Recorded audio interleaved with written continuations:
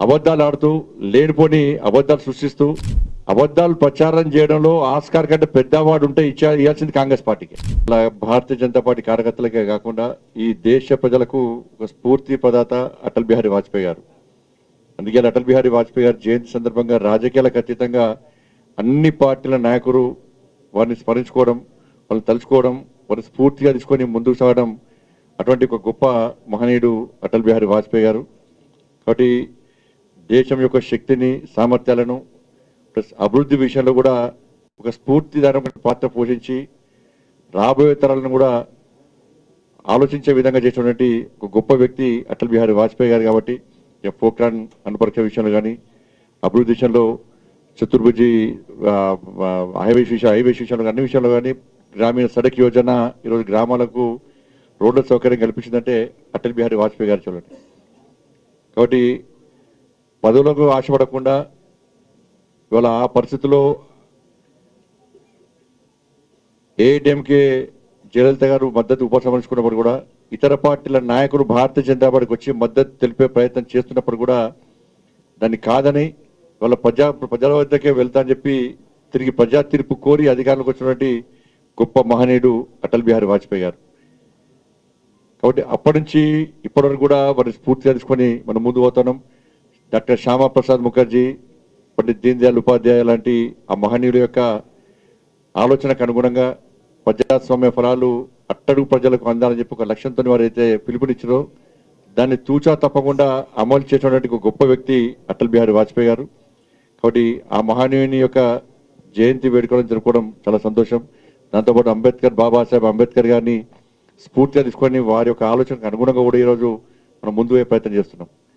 కాబట్టి ఇప్పుడు నరేంద్ర మోడీ గారి ప్రభుత్వం ఆనాటి వాజ్పేయి గారి యొక్క పాలనా దక్షతను చూసిన తర్వాత శ్యామా ప్రసాద్ ముఖర్జీ, దీన్ దయాళ్ ఉపాధ్యాయ, బాబాసాహెబ్ అంబేద్కర్, అటల్ బిహారీ వాజ్పేయి గారు ఇలాంటి మహనీయులను స్ఫూర్తిగా తీసుకొని ఇప్పుడున్నటువంటి నరేంద్ర మోడీ గారి ప్రభుత్వం ఏ విధంగా అనేక అభివృద్ధి సంక్షేమ ఫలాలు అందిస్తున్నదో అందరికీ తెలిసిందే.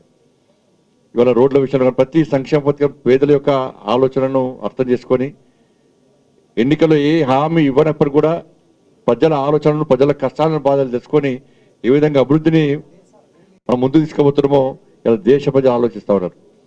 ఇవాళ నాటి కేసీఆర్ కానీ, నేటి రేవంత్ రెడ్డి గారు కానీ 70mm సినిమాలు, గ్రాఫిక్ సినిమాలు చూపెట్టి ఏ విధంగా ప్రజలు మభ్యపెడుతారో ఇలా తెలంగాణ సమాజం అర్థం చేసుకోవాలి. ఇవాళ రాష్ట్ర వ్యాప్తంగా, దేశవ్యాప్తంగా కాంగ్రెస్ పార్టీ యొక్క ఆలోచన విధానం మనం అర్థం చేసుకోవాల్సిన అవసరం ఉంది. ఇలా బాబాసాహెబ్ అంబేద్కర్ను స్ఫూర్తిగా తీసుకొని ముందుకు సాగుతున్న పార్టీ భారతీయ జనతా పార్టీ.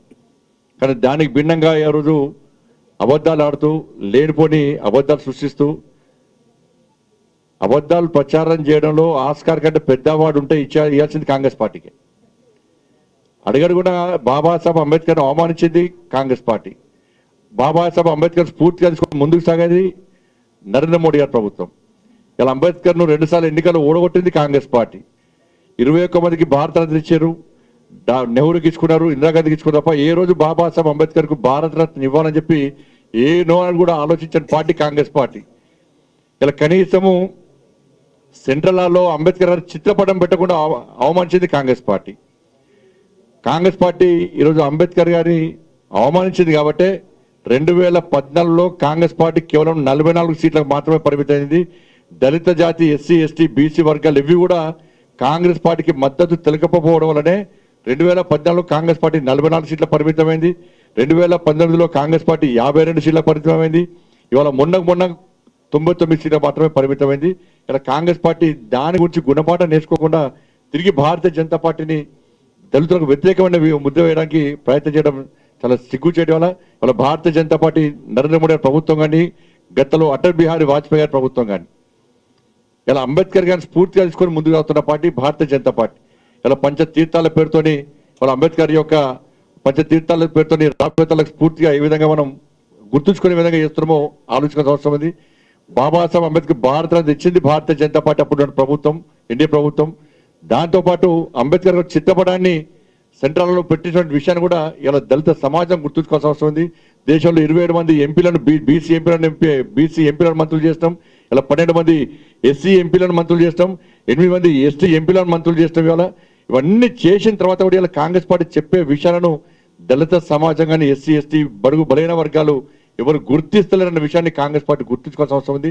కాబట్టి ఏం ర్యాలీలు చేసినా ఏం చేసినా కూడా ఇలా బడుగు బలైన వర్గాలన్నీ కూడా ఎస్సీ ఎస్టీ బీసీ వర్గాలన్నీ కూడా అగ్రవర్ణాలు పేద వర్గాలు కూడా అన్ని కూడా భారతీయ జనతా పార్టీకి నరేంద్ర మోడీ గారికి అండగా ఉంటున్న విషయాన్ని వాళ్ళ మనం గుర్తించాల్సిన అవసరం ఉంది.